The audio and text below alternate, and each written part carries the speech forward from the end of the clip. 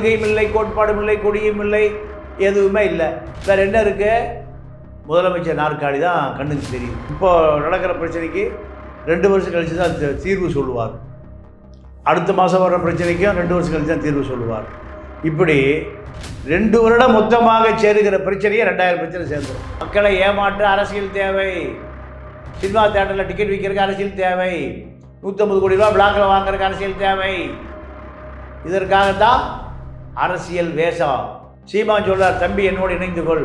சீமா ஏன் ஆதரவு தெரிவிக்கிறார்னா, கணிசமான வாக்குகளை தக்க வைக்கும், தனக்கு ஒரு பெரிய செல்வாக்கு வரும். திமுக சிபிஐ விசாரணை வந்தால் தன்னுடைய கையை மீறி போகும், போலீஸுக்கு வேலையெல்லாம் போகும். நிறைய திமுகவை சேர்ந்த சாராய வியாபாரிகளை, திமுகவை சேர்ந்த தொழிலதிபர்களை, சாராயம் தொடர்பான தொழில் செய்யக்கூடியவர்களை கைது செய்ய வாய்ப்பு. அனிபா யூடியூப் சேனல் வியூவர்ஸ் எல்லாருக்குமே வணக்கம். இன்னைக்கு அரசியல் சார்ந்த கேள்விகளுக்கு விளக்கம் அளிப்பதற்காக நம்மளோட இருந்திருக்கிறார் மூத்த பத்திரிகையாளர் திரு தமிழா பாண்டியன் அவர்கள். வணக்கம் சார். வணக்கம் சார். மறுபடியும் விஜய் அவர்கள் 234 தொகுதியில் இருக்கிற பசங்களுக்கு கல்வி விருது வழங்கும் விழா பண்ணியிருக்காரு. ஸோ அதை பற்றி கொஞ்சம் சொல்லுங்கள். இல்லை, ஒரு 234 தொகுதிகள். இது சட்டமன்ற தொகுதிகள். தமிழ்நாடு முழுக்க இல்லை, வட மாவட்டங்கள், தென் மாவட்டங்கள், இப்படி அவர் பிரிக்காமல் 234. அவருடைய இலக்கு 234. 234 சட்டமன்ற தொகுதிகளில் நேரடியாகவே ஜெயிச்சு முதலமைச்சர் நாற்காலிக்கு போகணும். இதுதான் குறைந்தபட்ச ஆசை. இதுதான் அவருடைய கட்சி. இதுக்கு 2 வருஷம் காத்திருக்கணும். 2 வருஷம் கழித்து தான் தேர்தலுக்கு வருவார். இப்போ நடக்கிற பிரச்சனைக்கு 2 வருஷம் கழித்து தான் தீர்வு சொல்லுவார். அடுத்த மாதம் வர பிரச்சனைக்கும் 2 வருஷம் கழித்து தான் தீர்வு சொல்லுவார். இப்படி 2 வருடம் மொத்தமாக சேருகிற பிரச்சனையே 2000 பிரச்சனை சேர்ந்துடும். அப்போது 2000 பிரச்சனைக்கு தீர்வு சொல்வதற்கு இன்னும் 2 வருஷம் ஆகும். இது விஜயினுடைய கோழைத்தனத்தை பறைசாற்றுகிறது. நீங்கள் அவர் பேசும்போது சொல்கிறாரு, நல்ல தலைவர்கள் தமிழ்நாட்டில் இல்லை, நல்ல தலைவர்களை உருவாக்க வேண்டும். நான் சொல்கிறது, நீங்கள் வேலைக்கு போய் அந்த நிறுவனத்தில் நல்ல தலைவராக போங்கிறார். நல்ல தலைவரை ஸ்டாலினை நோக்கி அவரால் சொல்கிறதுக்கு தைரியம் இல்லை, தெம்பு இல்லை, திராணி இல்லை. எடப்பாடி நல்ல தலைவர்னு சொல்வதற்கு தெம்பு திராணி இல்லை. உதயநிதி நல்ல தலைவர் இல்லைன்னு சொல்வதற்கு தெம்பு திராணி இல்லை. இவர் எப்படி அரசியல் கட்சி தலைவனாக மாற போகிறாரு? அரசியல் கட்சினா நீங்கள் எம்ஜிஆர் உயிரோடு இருக்கிற வரை கருணாநிதியை தொடர்ந்து எதிர்த்து கொண்டு வந்தார். கருணாநிதியை எதிர்க்கிறவர்கள் தான் எம்ஜிஆர் முதலமைச்சராக்கினாங்க.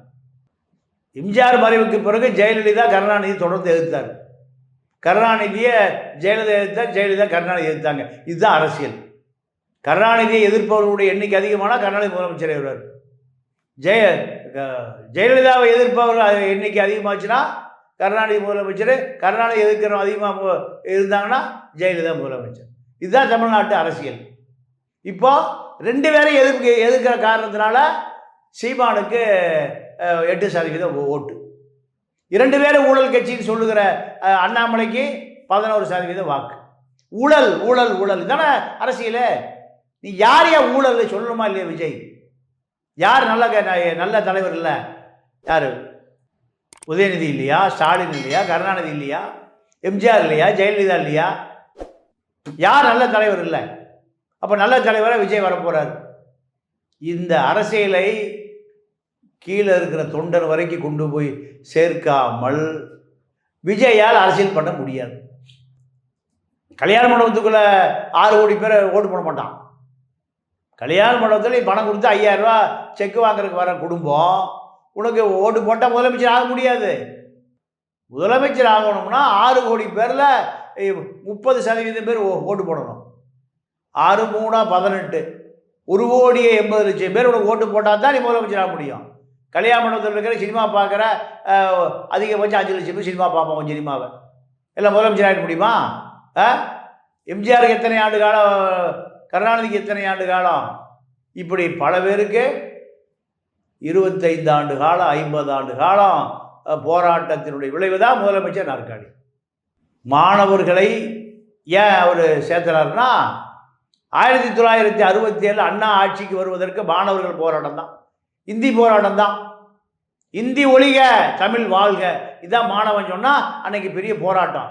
இன்றைக்கி இருக்கிற திமுக தலைவர் பூரா அன்னைக்கு மாணவர்கள் வைகோ பாலசாமி, துரைமுருக, இப்படி இருக்கக்கூடிய ஆட்கள் பூரா, செஞ்சி ராமச்சந்திரன், திமுகவினுடைய அன்பழக, எல்லா மாணவர் தலைவர்கள், எல் கணேசன், பொன்முத்துராமலிங்கம், வைகோ பாலசாமி, இவர்கள் பூரா சிபி சிற்றரசு, எல்லா மாணவர் தலைவர் தான். திமுக ஆட்சிக்கு வந்தவங்க எல்லாம் எம்எல்ஏ ஆனாங்க. இதை விஜய் திட்டமிடுறாரு. அப்போது மாணவனுக்கு இன்றைக்கி வந்து இப்போ +2 படிக்கிறான், 17 வயசு, 26ல் 18, 19,000, இவர் பூரா நமக்கு ஓட்டு போடுவான். இதுதான் ஒரு கணக்கு. புது வாக்காளர்கள் 26ல் ஏறக்குறைய ஒரு 50 லட்சம் பேர் வாக்காளர் வருவான், மாணவர்களும் மாணவிகளும். இவர்கள் வாக்கை வாங்கினால் முதலமைச்சராகலாம் நினைக்கிறாரு. மாணவனுக்கு அரசியல் தெரியணும்ல, யார் முதலமைச்சர், யார் ஊழல்வாதி, யார் நல்லவன், மோடி அரசியல்வாதியா, ராகுல் அரசியல்வாதியா, இதெல்லாம் சொல்லிக் கொடுக்கணும்ல. சினிமாவில் நயன்தாராவும் விக்னேஷ் சிவனும் விஜயும் திரிஷாவும் கீர்த்தி சுரேஷும் டான்ஸை பார்த்தா அரசியல் தெரிஞ்சிருமா? அரசியல் என்பது காமராஜை சொல்லிக் கொடுக்கணும், கக்கனை சொல்லிக் கொடுக்கணும், பெரியாரை சொல்லிக் கொடுக்கணும், அம்பேத்கரை சொல்லிக் கொடுக்கணும். இதுதான் அரசியல். நீ அப்படியாரா உங்களுடைய சினிமாவில் நிறைய காமிச்சிருக்கியா? கள்ளக்குறிச்சிக்கு போன, கள்ளக்குறிச்சியில் பாதிக்கப்பட்ட குடும்பம் 100 குடும்பம் இருக்குது. 50 பேர் மண்ணுக்கு கீழே போயிட்டான், மண்ணுக்கு மேலே 50 பேர் இருக்கான், 50 குடும்பம் இருக்குது. நடமாடும் நடைபெணமாக இருக்கான். அவன் வீட்டுக்கு ஒரு மாணவன் இருப்பான்ல, மாணவி இருப்பான்ல, அவனுக்கு என்ன செய்தியை சொன்ன? தத்தெடுத்தியா இல்லை ஃபீஸ் கட்டினியா? நீ தான் 150 கோடி ரூபா சம்பளம் வாங்குற, தமிழ்நாட்டில் நம்பர் 1 ஆள் நீ தான். இந்த நம்பர் 1 ஆள் கள்ளக்குறிச்சி கள்ளச்சாராய என்ன செய்தி? மதுக்கடையை ஒழிப்பேன் நான் ஆட்சிக்கு வந்த பிறகு. மது விலக்கு இருக்காதியா, மது விலக்கு மூடணும். ஏதாவது அங்கேயே சொல்ல மாட்டேங்கிறிய, எங்கே சொல்லுவேன்? அப்போ கள்ளச்சாராய சாவு நடந்திருக்கு, 50 பேர் இறந்துட்டான், 50 குடும்பம் அனாதையாக போச்சு. ஆனால் 50 குடும்பம் நடைபெணமாக இருக்கு. இவர்களுடைய குடும்பத்தை, அந்த குழந்தைகளை, மாணவர்களை, மாணவிகளை எத்தனை பேர் கூட்டியாந்து நீ 5000 ரூபா கொடுத்த? இந்த மாணவர் பட்டியலில் கள்ளக்குறிச்சி மாணவர் இருக்காங்களா? இல்லையே. அப்போ கள்ளக்குறிச்சி சினிமா போஸ் கொடுக்குறக்கா? கள்ளக்குறிச்சிக்கு எத்தனை நிதி கொடுத்த? ஒன்றுமே இல்லையே. அப்போ முதலமைச்சர் நாற்காலி தான் உங்களுடைய குறி. இந்த குறிக்கு கொள்கையும் இல்லை, கோட்பாடும் இல்லை, கொடியும் இல்லை, எதுவுமே இல்லை. வேற என்ன இருக்கு? முதலமைச்சர் நாற்காலி தான் கண்ணுக்கு தெரியுது. இது இவரை கரை சேர்க்காது, விளம்பரத்துக்கு பயன்படுமே தவிர இவருடைய பயந்தாங்குள்ளித்தனம். கமலை போல, கமல் வந்து ஆன்னு சொல்லுவார், ஈன்னு சொல்லுவார், ரெண்டுமே சொல்லுவார். ஒரு கேள்விக்கு ஒரு பதில் இருக்காது, 2 பதில் இருக்கு. 3 பயமாக இருந்தால் 3 பதில் இருக்கு. ஒரு கேள்விக்கு ஒரு பதில் சொல்ற உடனே மக்கள் நம்ப மாட்டேங்கிறான். ஒரு கேள்விக்கு ஒரு பதில் சொல்ற உடனே நம்ப மாட்டேங்கிறான். மக்களை மடைமாற்றுவதா 3 பதில். கமல் இப்படி தான் பேசுவார், அறிவாளியை போல, அறிவே இல்லாத மாதிரி பேசுவார். அதே போல தான் விஜயுடைய அரசியல்.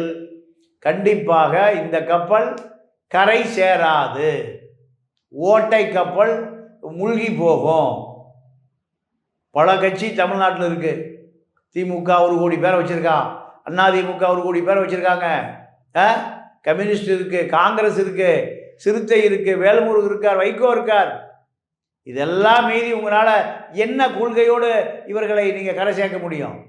சீமான் சொல்றார், தம்பி என்னோடு இணைந்து கொள். சீமானை முதலமைச்சராக ஏற்றுட்டு விஜய் அந்த கட்சியில் இணைகிறதா, இல்லை விஜய் கட்சியில் சீமா இணைவதா? சேடல் இருந்து கொண்டே இருக்குது. அதனால் விஜயை பற்றி 234 தொகுதியில் மாணவர் அவனுக்கு வாக்களிக்கும் அதிகாரம் வந்த பிறகு விஜய் கட்சிக்கு வாக்களிப்பான்.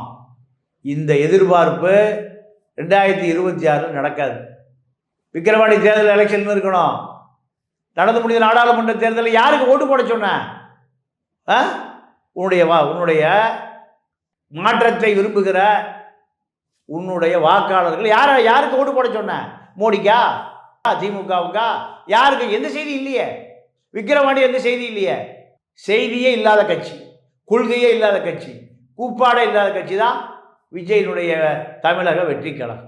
நடிகராக இருந்தால் அவர் எந்த விஷயத்துக்குமே குரல் கொடுக்கல. இப்போ அரசியல் கட்சி ஆரம்பித்த பிறகு எல்லாத்துலேயுமே நல்லதை செய்கிறதா இருக்கட்டும், குரல் கொடுக்குறதா இருக்க மாட்டார். ஏன் இது அப்பயே பண்ணியிருக்கலாமே அவர்?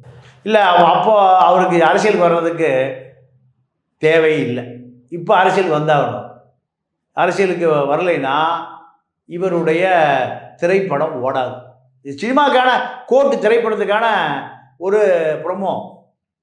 மாணவர்களுக்கு நான் உதவி செய்கிறேன்னு காண்பிப்பது. கோட்டு படம் நல்லா ஓடணும். ரஜினி பிடித்தா எல்லா படத்தையும் ஓட்டிக்கிட்டு வீட்டில் பல ஆயிரம் கோடிகளை சுட்டிக்கிட்டார். அதே போல தான் இவர் சின்ன ரஜினி.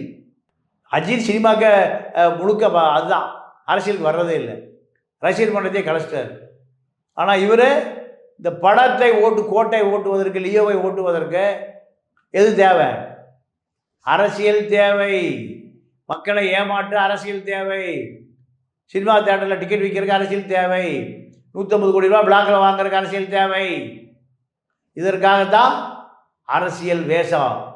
ப்ளூ கலர் வேஷம், மஞ்சள் கலர் வேஷம், பச்சை கலர் வேஷம், தந்தை பெரியார் கருப்பு கலர் வேஷம், கம்யூனிஸ்ட் சிவப்பு கலர் வேஷம், அம்பேத்கர் ஊதா கலர் வேஷம், எல்லாம் விஜய் ஒரு வேஷதாரி, கபடதாரி. அதனால் விஜய் அரசியலுக்கு வரமாட்டார், வந்தாலும் சாதிக்க மாட்டார். இது வரைக்குமே தமிழகத்தில் நிறைய கட்சிகள் இருந்திருக்கு. ஆனால் பெரும்பான்மையான கட்சிகள்னு பார்த்தீங்கன்னா ஏடிஎம்கே மற்றும் டிஎம்கே மட்டும்தான். இந்த 2 கட்சிகளையும் எதிர்த்து விஜயால் அரசியல் பண்ண முடியுமா? 1% கூட வாய்ப்பு இல்லை. என்னைக்கு ஒரு 2 வருஷம் ஓய்வுக்கு போனாரோ, 2 வருஷம் தலைமறைவாக போனாரோ, 2 வருஷம் அரசியல் இல்லாமல் அஞ்ஞான வாசம் வனவாசம் போனாரோ, அன்னைக்கே திமுக அதிமுக இவர் ஒரு காமெடின்னு தெரியும். யுத்தக்காரன் சண்டைக்காரன் என்ன பண்ணுவான்? 2 மாதம் கழித்து வரண்டா போவான், காட்டுக்குன்னு குதிப்பான். காலத்தில் நிராயுதபாணியாக இருந்தாலும் குதிப்பான். டே வந்து பாரு, நீ ஆயுதம் வச்சுருந்தாலும் சரி, நிராயுதபாணியா எனக்கு பல வித்தைகள் தெரியும் குதிப்பான். அவன்தான் தலைவன், அவன்தான் அரசியல்வாதி. சண்டைக்கு கூப்பிட்டா 2 வருஷம் கழித்து வரேன்னு சொன்னான். களத்துக்கு வாயா, தேர்தல் களத்துக்கு வா, உன்னுடைய ஓட்டு என்னென்னு காமி. நாடாளுமன்ற தேர்தலில் எல்லாம் சைலண்டாக வீட்டுக்கு போயிருங்க. இதாய அரசியல், இதா தலைவன். சரி, விக்கிரவாண்டியிலேயே உன்னுடைய என்ன பலம் காமி. அங்கே மூச்சே விடலை. அப்போ களத்துக்கே வராதவன், கள பயிற்சி பெறாதவன், ஓட்டு போடாதவன், ஓட்டு போடுன்னு சொல்லாதவன் திடீர்னு 26 எப்படியா ஓட்டு போடுவான்? 50 வருஷம் இருக்கிற கட்சி அதிமுக, 75 வருஷம் இருக்கிற கட்சி திமுக. இதை எதுக்கணும்னா 2 வருஷம் கழிச்சு தூங்கி நேரம் படுக்கையிலேருந்து வந்து ஜெயிச்சிடலாமா? பயிற்சி வேணுமில்ல. நாடாளுமன்ற தேர்தலும் பயிற்சி இல்லை, இடைத்தேர்தலும் பயிற்சி இல்லை, எதுவுமே பயிற்சி இல்லை. நேர பயிற்சியே இல்லாமல் இராணுவத்துக்கே பயிற்சி இருக்கியா? போலீஸுக்கு பயிற்சி இருக்குது, மருத்துவருக்கு பயிற்சி இருக்குது, வக்கீலுக்கு பயிற்சி இருக்குது, பொறியாளருக்கு அப்ரண்டிஸ் பயிற்சி இருக்குது, நடிப்பதற்கு பயிற்சி இருக்குது. நடிப்பு கல்லூரி இருக்கா இல்லையா? ஆனால் அரசியலுக்கு எதுவும் தேவையில்லை. அரசியலை மக்கள் கற்றுக் கொடுப்பான். மக்கள் தான் பயிற்சியாளர், மக்கள் தான் களத்தில் இருக்காங்க. நீங்கள் அரசியலை 2 வருடம் அரசியலுக்கு ஓய்வு கொடுத்த போதே மக்கள் உங்களுக்கு ஓய்வு கொடுக்க நினைத்து விட்டார்கள். அதனால் விஜயுடைய அரசியல் கண்டிப்பாக 2 திராவிட இயக்கங்களுக்கு முன்னால் தோற்று போகுமே தவிர வெற்றி அடையாது. ஓகே சார், இந்த நிலைப்பாடை எப்படி பார்க்குறீங்க? அவர் 2 வருஷம் கழிச்சு கட்சிக்கு வராரு அப்படின்னு சொல்கிறது. இல்லை, 2 வருஷம் கழிச்சு கட்சிக்கு வராருன்னா பயந்துட்டார்னு அர்த்தம். திமுக கூட மோத தயாராக இல்லை, நாடாளுமன்றத்தில் மோத தயாராக இல்லை, இடைத்தேர்தலில் மோத தயாராக இல்லை, உள்ளாட்சியில் தயாராக இல்லை, ஊராட்சி நல்லாட்சி எங்கேயும் மோத தயாராக இல்லை. அப்போது நேராக 2026 தான் களத்தில் குதிக்க போகிறாராம். இது சாத்தியமே இல்லை. விஜயை பொறுத்தவரை அரசியல் களமே தெரியாத களப்பணியாளர். இவரை போலத்தான் இவர் ரசிகர்களும் இருப்பார்கள். அதனால் பொதுமக்களிடமிருந்து அரசியல் கட்சியாக மாறினால் அவர் வெளியேற்றப்படலாம், இல்லைன்னா வெளியேறலாம், கண்டிப்பாக வெற்றி பெற முடியாது. இபிஎஸ் ஒரு குற்றச்சாட்டு வச்சிருக்காரு சார். என்ன அப்படின்னா, கள்ளக்குறிச்சியில் நடந்த சம்பவத்தினால அவங்க மொத்த கட்சியாளர்களும் அவங்களும் சேர்ந்து கருப்பு உடை அணிந்து வந்திருந்தாங்க. ஆனால் டிஎம்கே வந்து அதை வந்து கொச்சைப்படுத்தி பேசியிருந்தாங்க அப்படின்ற ஒரு குற்றச்சாட்டு வச்சிருந்தாங்க. அதுக்கு இபிஎஸ் என்ன சொல்லியிருக்காரு அப்படின்னா, உங்கள் தலைவர் இறந்திருக்கும் போது நீங்கள் கருப்பு சட்டை போட்டு போயிருக்கும் போதெல்லாம் உங்களுக்கு அது கொச்சையாக தெரியல. ஒரு நார்மல் பாமர மக்கள் வந்து இறந்துருக்காங்க, உங்களுக்கு ஓட்டு போட்டு ஜெயிக்க வச்ச மக்கள் இறந்துருக்காங்க, அதுக்காக நாங்கள் கருப்பு சட்டை போட்டுப்போம், எங்களை நீங்கள் கொச்சையாக பேசுறீங்களா அப்படின்னு சொல்லியிருக்காரு சார். எடப்பாடியை பொறுத்த வரைக்கும் கள்ளக்குறிச்சி கள்ளச்சாராய சாவு அதை எதிர்கட்சி இடத்தை தக்க வைக்கணும். எதிர்கட்சி இடம் பிஜேபிக்கு சமீப காலமாக கிடச்சிருச்சு. பிஜேபி அண்ணாமலை தான் திமுகவை எதிர்த்து கடுமையாக அரசியல் பண்ணுறாரு. ஆனால் இப்போ எடப்பாடிக்கு ஒரு நல்ல வாய்ப்பு, இந்த வாய்ப்பை பயன்படுத்தி கொள்ள வேண்டும் என்பதுதான் சட்டசபைக்குள்ளேயும் சட்டசபைக்கு வெளியிலையும் கள்ளச்சாராய அரசியல் இதுக்கு பேர், நல்ல சாராய அரசியல் இல்லை. அதே எடப்பாடி மது விலக்கை கொண்டு வருவேன்னு வாக்குறுதி கொடுக்கல, திமுகவும் கொடுக்கல, அண்ணாவையும் கொடுக்கல. 2 பேருக்கு ஒரே பாஸ், சாராய சாம்ராஜ்யம் 2 பேருமே சேர்ந்து தான் பண்ணுறாங்க. அதன் காரணமாக எடப்பாடி என்ன நாடகம் போட்டாலும் மக்கள் நம்ப மறுக்கிறார்கள். இவர் 2 ஆண்டு காலத்தில் தன்னுடைய தேர்தல் யுக்தியை திமுக கூட்டணியை உடைப்பதில் கவனம் செலுத்தினால் எடப்பாடி 2026 வெற்றி பெற முடியும். உண்ணாவிரத போராட்டம் கூட பண்ணிட்டு இருக்காங்க. இந்த மாதிரி சிபிஐக்கு மாற்றணும், அந்த விசாரணையை வந்து ஒழுங்குபடுத்தணும் அப்படின்னு சொல்லி உண்ணாவிரத போராட்டம் இபிஎஸ் இருக்காரு. அதை பற்றி கொஞ்சம் சொல்லுங்கள். இல்லை, உண்ணாவிரத போராட்டம் சிபிஐ விசாரணை கேட்குறாரு. இதில் நிறைய குற்றவாளிகள் திமுக தான். சிபிஐ வந்துன்னா திமுக நிறைய குற்றவாளிகள், திமுக கட்சி பலவீனம் அடையும். அதை எடப்பாடி விரும்புகிறார். ஆனால் திமுக சிபிஐ விசாரணை வந்தால் தன்னுடைய கையை மீறி போகும், போலீஸுக்கு வேலையெல்லாம் போயிடும். சிபிஐ நிறைய திமுகவை சேர்ந்த சாராய வியாபாரிகளை, திமுகவை சேர்ந்த தொழிலதிபர்களை, சாராயம் தொடர்பான தொழில் செய்யக்கூடியவர்களை கைது செய்ய வாய்ப்பு இருக்குது. திமுக இதனால் இன்னும் கடுமையான அவருடைய செல்வாக்கு பாதிக்கப்படும், இமேஜ் அவுட் ஆகும். அதை தான் திமுக தவிர்க்குது. எடப்பாடி அதையே வலியுறுத்துறார், சிபிஐ விசாரணை வேணும், அதுதான் சமரசப்பட்ட விசாரணை. ஆனால் கண்டிப்பாக திமுக இருக்கிற வரை சிபிஐ விசாரணைக்கு அனுமதிக்காது. எடப்பாடிக்காக பிரேமலதா விஜயகாந்தா இருக்கட்டும், சீமான் அவர்களாக இருக்கட்டும், இவங்க எல்லாருமே வந்து ஆதரவு தெரிவிச்சிருக்காங்க எடப்பாடி பண்ணுறது. இல்லை, எடப்பாடிக்கு ஆதரவு தெரிவிக்கலைன்னா கூட்டணி இல்லை. சீமா ஏன் ஆதரவு தெரிவிக்கிறாருன்னா, விக்கிரவாண்டியில் அதிமுக தேர்தல் களத்தில் இல்லை, எனக்கு ஓட்டு போடுங்க, நான் உங்களுக்காக பல உதவிகள் செஞ்சுருக்கேன். 65,000 வாக்கு இருக்குது. அந்த 65,000 வாக்கு நாடாளுமன்றத்தில் இந்த அதிமுக பெற்றது. திமுக 72,000, 7,000 ஓட்டு தான் அதிகங்க. நாம் தமிழர் இயக்கம் அந்த வாக்கை தன் பக்கம் திருப்புவதற்காக நான் உங்களுக்கு கடந்த காலத்தில் 2014 உதவி பண்ணேன், 16 உதவி பண்ணேன், 24, 21 உதவி பண்ணேன், 26 உதவி செய்வேன்னு சொல்கிறாரு. ஆனால் அதிமுக ஆதரவாக களத்தில் இருந்தார் என்பது இப்போ அவரே கொடுக்குற ஸ்டேட்மெண்ட். அப்போ அதிமுகக்காரன் பாமகவுக்கு போடாமல், திமுகவுக்கு போடாமல் நாம் தமிழருக்கு போட்டால் நாம் தமிழர் கணிசமான வாக்குகளை தக்க வைக்கும், தனக்கு ஒரு பெரிய செல்வாக்கு வரும். இதை சீமான் விரும்புகிறார். அதிமுக வாக்கு திமுக போகுமா, பாமகவுக்கு போகுமா, நாம் தமிழருக்கு போகுமா என்பதை தேர்தல் முடிவு பிறகு தான் கணிக்க முடியும். பிரேமலதா விஜயகாந்த் டிஎம்கே மேலே ஒரு பெரிய குற்றச்சாட்டு வச்சுருக்காங்க, அராஜக ஆட்சி முறை பண்ணுறாங்க அப்படின்ட்டு. அதை பற்றி கொஞ்சம் இல்லை, அதாவது பிரேமலதா விஜயகாந்த விருதுநகரில் ஜெயிக்க வைக்கல விஜய் பிரபாகர், அந்த கோபம் தான் அந்த அம்மாவுக்கு. 40 நமதே, நாளும் நமதே, இது திமுக கோஷம். காங்கிரஸுக்காக வேலை பார்த்து விருதுநகரில் அதிக ஓட்டு வாங்கலினா கூட ஜெயிச்சிட்டார் மாணிக் தாக்கூர். இதை பிரேமலதா வருத்தத்தோடு தன்னுடைய மகனை நாடாளுமன்றத்துக்கு அனுப்ப முடியலையே, தன்னுடைய கட்சி ஒரு அங்கீகாரம் கிடச்சிருக்குமே, ஒரு எம்பி கிடச்சிருப்பானே, இதனால தான் அது எடப்பாடியோடு சேர்ந்து திமுகவை அந்த அம்மா எதிர்க்குது. திமுக அங்கீகாரம் கொடுக்கல, தன்னுடைய மகன் எம்பியாக வெற்றி பெற விட்டுருந்தீங்கன்னா மாவட்ட ஆட்சித்தலைவரை நீங்கள் பயன்படுத்தி துஷ்பிரயோகம் பண்ணி அதிகாரத்துக்கு வந்துட்டீங்க, எம்பி ஆகிட்டீங்க, ஒரு சீட்டு விட்டு கொடுத்தீங்கன்னா நான் உங்களுக்கு தலை வணங்குவேன், தேமுதிக எதிர்காலத்தில் திமுகவோட வரும், இதை பிரேமலதா சொல்கிறாங்க. ஆனால் திமுக அதையெல்லாம் தாண்டி மிகப்பெரிய கூட்டணியோடு அசுர பலத்தோடு திமுக களத்தில் இருக்கு. அதுக்கு யாருடைய உதவியும் தேவையில்லை, எவருடைய பாராட்டும் தேவையில்லை. அதை பிரேமலதாவுடைய வேண்டுகோளை திமுக காது கொடுத்து கேட்ப கூட தயாராக இல்லை. முதலமைச்சர் மு க ஸ்டாலின் அவர்கள் கள்ளக்குறிச்சி சம்பவத்திற்கு பொறுப்பேற்று வந்து பதவியே விலகணும் அப்படின்னு இபிஎஸ் சொல்லியிருக்காரு. இல்லை, எடப்பாடியுடைய கோரிக்கை எதிர்கட்சி செய்கிற வேலையை செய்கிறார். எதிர்கட்சி தான் ஆளுங்கட்சியை பதவி விலக சொல்லுவையா? ஆளுங்கட்சி பதவி விலகுனா எதிர்கட்சி ஆளுங்கட்சி. தேர்தல் வந்தால் எடப்பாடி ஜெயிச்சிருவார், அதிமுக வெற்றி பெறும், திமுக அதிருப்தி நோக்கி நகருது.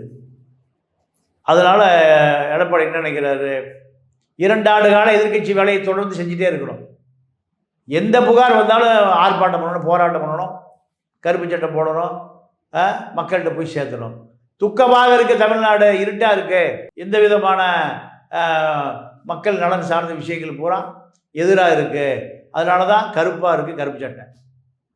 எடப்பாடி எதை சொன்னாலும் 2 ஆண்டு காலம் திமுகவை அசைக்க முடியாது.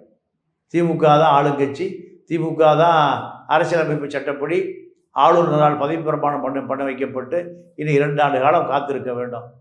2 ஆண்டு காலம் இதே அரசியல் பண்ணால் எடப்பாடி முதலமைச்சர் என்பதில் வேறு கருத்து இல்லை. ஆனால் எடப்பாடி செய்வாரா என்பதை பொறுத்திருந்து பார்ப்போம். சமீபத்தில் முடிஞ்ச தேர்தலுக்கு அப்புறம் பாஜக ரொம்ப அமைதியாக இருக்காங்களே சார்? இல்லை, பாஜக 6 மாத காலம் தமிழ்நாட்டு பக்கம் திரும்பி பார்ப்பதில்லை. அண்ணாமலை வெளிநாட்டுக்கு போகிறாரு, போய் அவர் வெளிநாடுகளில் பல வரவு செலவுகளையெல்லாம் பார்க்க வேண்டியது இருக்குது. தமிழ்நாட்டு பக்கம் சசிகலா அமைதியாக்கப்பட்டார், டிடிவி அமைதியாக்கப்பட்டார்,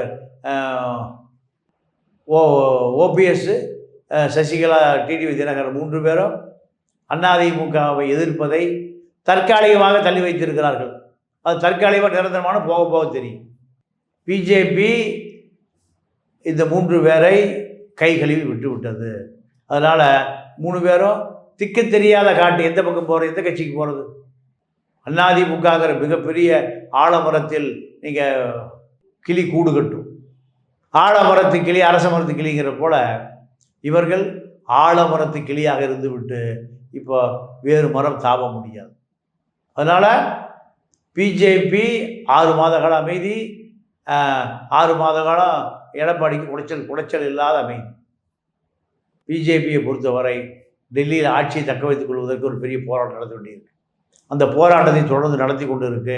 அதனால் நிலைமை சரியான பிறகு, கட்டுக்கடங்கிய பிறகு தமிழக பக்கம் தன்னுடைய பார்வையை செலுத்தும். அதுவரை தமிழக அமைதிக்காடாக இருக்கும். 6 மாத காலம் பிஜேபியினுடைய செயல்பாடுகளை முடங்கி போய்விடும். இன்றைக்கி எங்களுடைய கேள்விகளுக்கு ரொம்ப அருமையான விளக்கம் கொடுத்தீங்க சார். நன்றி. நன்றி, வணக்கம்.